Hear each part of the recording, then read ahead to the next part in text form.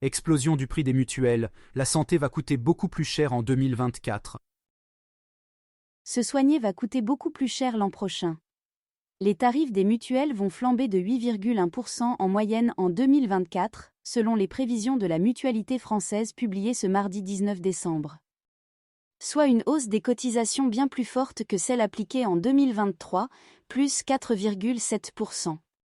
Dans le détail, les prix des contrats individuels vont grimper de 7,3% pour l'année à venir, ceux des contrats collectifs obligatoires, via l'entreprise, de 9,9% et les contrats collectifs facultatifs de 7,7%.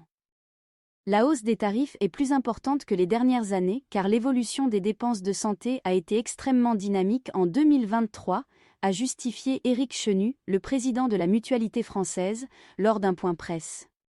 Alors que les mutuelles avaient tablé sur une hausse des remboursements de l'ordre de 3 à 4%, celles-ci ont finalement bondi de 6%.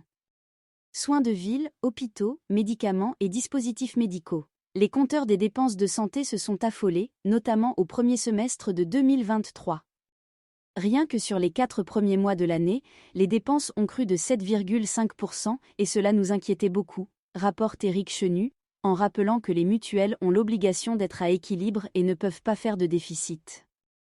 Nous répercutons donc l'augmentation des dépenses de santé d'une année sur l'autre.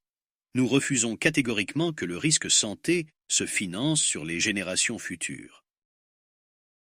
Des dépenses nouvelles pour les mutuelles.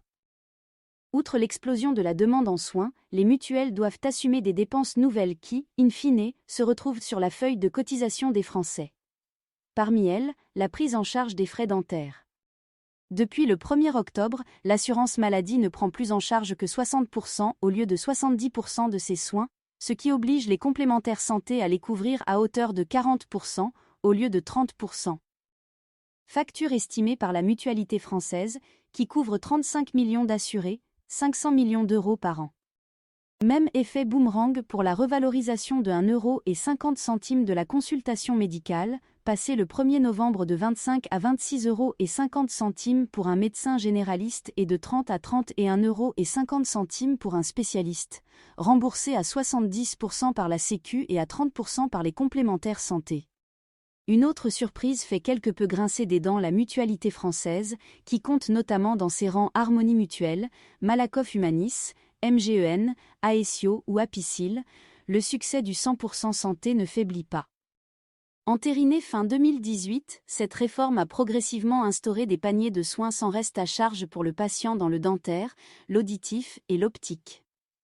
Sa mise en application progressive s'est achevée en 2021. Nous pensions que le plateau des dépenses liées au 100% santé serait atteint en 2022, mais nous avons encore eu beaucoup de patients qui ont eu recours au dispositif en 2023, notamment pour des soins prothétiques dentaires importants, a souligné Éric Chenu. Nous ne sommes pas encore tout à fait au bout de l'impact de cette réforme. Des augmentations inacceptables. Du côté des mutuelles, donc, une telle hausse des cotisations était inévitable. D'autant plus que, martèlent leurs représentants, les mutuelles avaient augmenté leurs tarifs du strict minimum ces dernières années. Mais du côté du gouvernement empêtré dans la lutte contre l'inflation, cette justification ne passe pas. Après avoir convoqué les organismes de complémentaire santé, vendredi dernier, le ministre de la Santé Aurélien Rousseau a jugé que si l'on peut expliquer une hausse de 5 ou 7%, ce qui est déjà important, les augmentations annoncées par certains organismes qui peuvent aller jusqu'à 12% sont inacceptables. Dans une déclaration cinglante publiée sur X, anciennement Twitter, il a assuré qu'aucune explication sérieuse ne m'a été donnée pour les expliquer. Et il a, à nouveau, invité les Français à faire jouer la concurrence, à comparer les offres des mutuelles, quitte à résilier leur contrat en cours et changer de complémentaire santé. Les assurés ne seront pas les variables d'ajustement, a déclaré le ministre.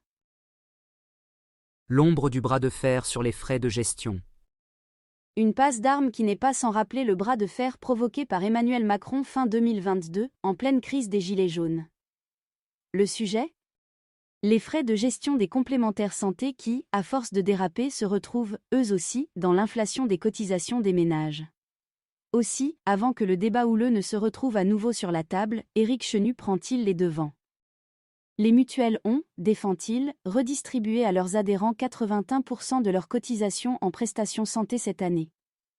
Quant aux 19% restants, ces fameux frais de gestion, ils financent l'accueil de proximité de nos clients, en agence ou au téléphone. Ce sont des emplois en France, c'est un choix, et il a un coût. Et dégrenez la liste de ce que les mutuelles font de cette enveloppe. Prévention, action sociale, services de téléconsultation, ou encore, fonctionnement du tiers payant pour éviter aux patients d'avancer ses frais de santé. Selon Éric Chenu, les mutuelles ont d'ailleurs fait des efforts sur ces coûts de gestion, ils ont ainsi baissé de quasi 2% entre 2019 et 2021. Pas encore suffisant pour freiner la dérive de la facture des consommateurs.